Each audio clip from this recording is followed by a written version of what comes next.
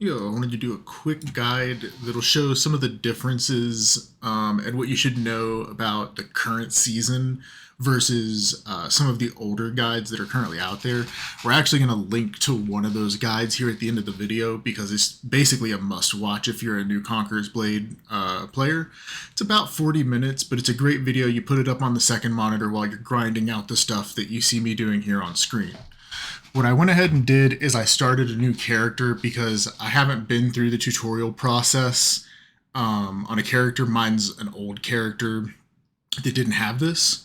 So we went ahead and made a new character and we're just going to try and breeze through this. I end up stopping at level 50 because that's about where I can leave you off and you should know what's going on and be able to move forward from there without more help from me, or you'll be able to find the guide that you need at that point. As you get out of that first mission, what you're going to go ahead and do is start hitting Z so you can complete missions. That'll also get you into the next game, as you see here. So what you're going to do is go ahead and get into the second game, and you're going to go ahead and die.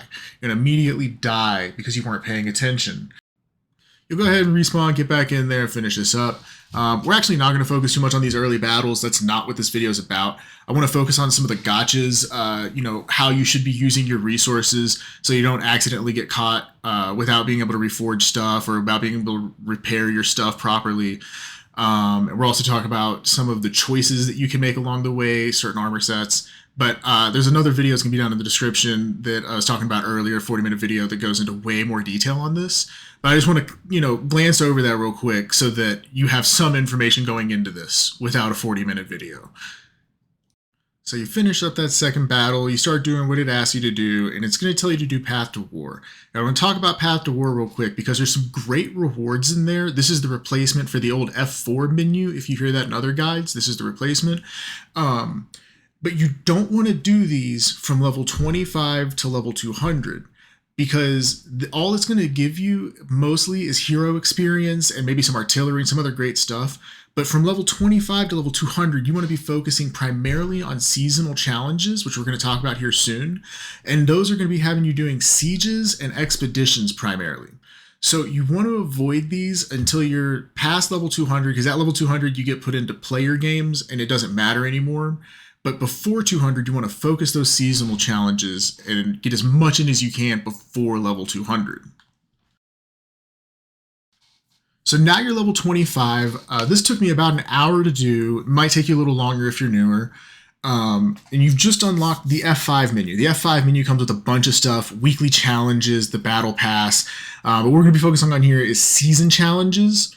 This is what we were talking about earlier. Season challenges unlock units from past eras. And you can go through any era at any time to unlock those units, but you can only unlock them one season at a time.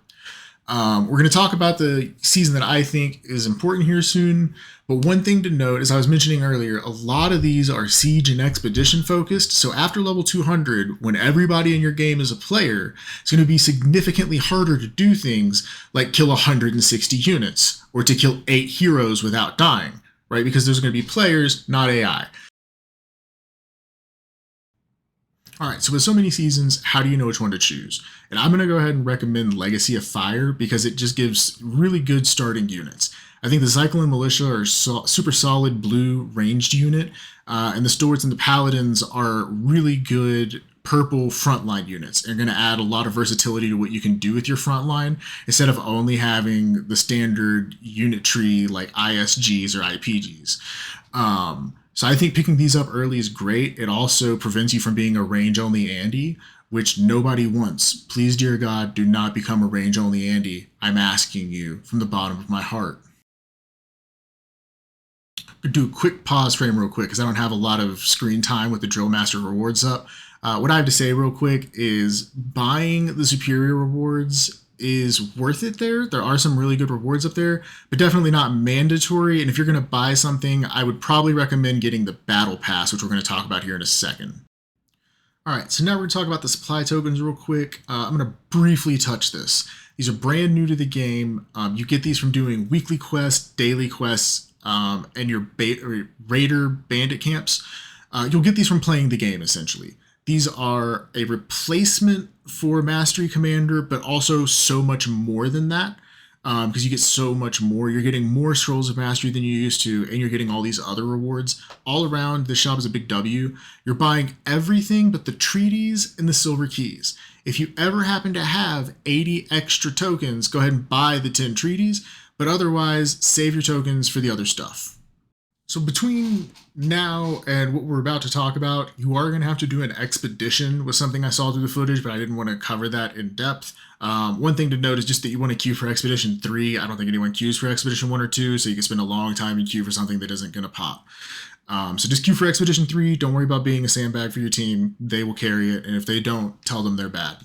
One more small detail that I saw looking through this 2 hours of footage that isn't worth going and pulling out is that when it asks you to craft gear, just craft one item. Don't try and craft an extra piece because you're going to have enough materials to do it. I did that. It's not the end of the world if you do it, but you're about to get a set of armor. We're going to talk about that here in a second and why this armor is so big. All right, so I just did a bunch of quests, just turning stuff in and activating bonuses. By the way, you should make sure you're not activating hero bonuses. And here you see you get purple armor. This will give you a full set. It's only showing the chest piece. Assuming it's light, medium, then heavy, because that last set is definitely heavy. This will give you a set of armor that has +8 leadership on all 4 pieces. And that is massive starting off early, because you need 710 to 720 leadership to be able to run some of the basic 3 purple combos or better.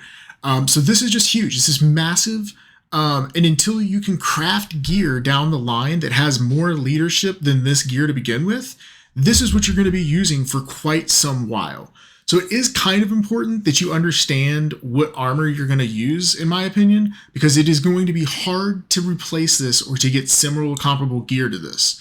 I'm going to put down in the description the table that has weapon type and armor type, because not all weapons can be used with all armors. So make sure you go check that chart out before you pick up this gear. This gear is the most important choice you make during your character creation, I think, because that leadership gear, like I'm saying, is very hard to replace. It'd be very expensive or take quite a few rolls. So make sure you're paying attention to this armor. And I'll stop rambling about it because you should know by now this is important.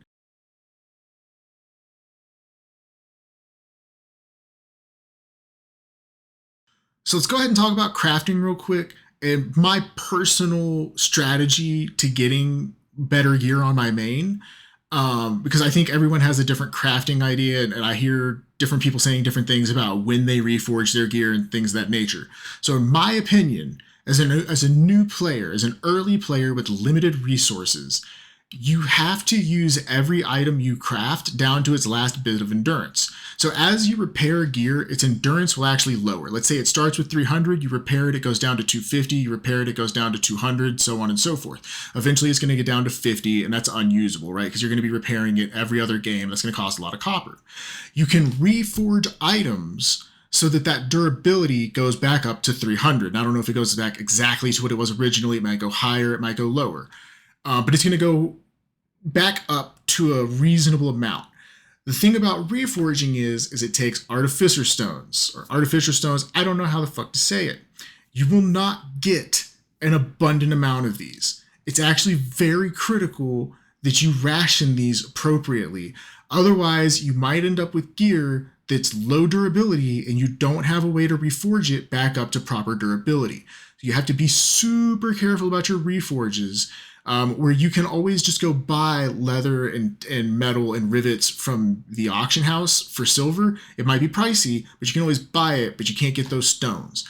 So I really caution against reforging erroneously. Make sure you are reforging, because a piece of gear that has leadership on it needs to be repaired. It needs endurance. If it doesn't have leadership on it, I would not reforge it. That's my personal opinion. I don't know, what the take in that with the community is, but I personally would not recommend reforging something that does not have leadership on it. Even if it's a low roll, if it's 5 leadership, that's fine. You can reforge that.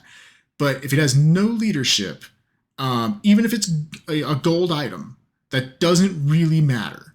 Because once you reforge it, it could go down in quality anyways. So you really want to focus on getting leadership on a set of gear that you enjoy. because you might pick the heavy armor early and then find out that you want medium. So as you're crafting medium, that's what you're looking for. Other than that, just be cautious with your reforged stones. Like I said, those are limited. So be very careful with those.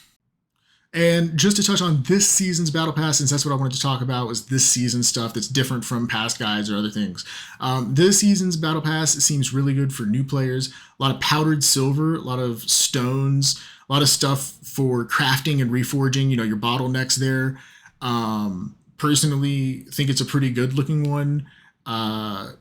If you can afford it, if you got $10 burning your Steam wallet, I would say it's probably a decent purchase. Or if you want to catch up quicker, perhaps, wouldn't be a bad purchase. Do keep in mind, you don't need to buy the battle pass while you're leveling. You can wait until you're significantly leveled in. You know that you're invested and you're going to play more to buy it. So definitely don't feel pressured into buying it. But if you think you're going to be playing for a while, I would recommend it this season. It seems like a really good one. I have it, and I'm enjoying the rewards from it so far. On top of that, for any new players, if they're curious, there are premium accounts similar to War Thunder, effectively just giving you more resources for winning. Nothing too crazy. You also get a extra bonus for the daily login, but that's nothing new to this season. That's just something to mention for anybody who might be a new player watching. And to wrap this up, I highly recommend checking out EVOs Gaming's Conquerors Blade Guide from 2022. I'm actually doing this just as an update to some of the things that have changed from there. Like there's no more F4 menu. We talked about that, things like that. But this is honestly a super in-depth guide. This is still 99% of this is still relevant till today. And honestly, if you're a new player, you have to go watch this. Just throw it up on the other monitor while you're grinding stuff. Maybe even watch it 2-3 times, because honestly, it's a great guide. It's down in the description. Highly recommend if you are a new player, go give this a watch. Thanks, and that's all, guys. Good luck out there.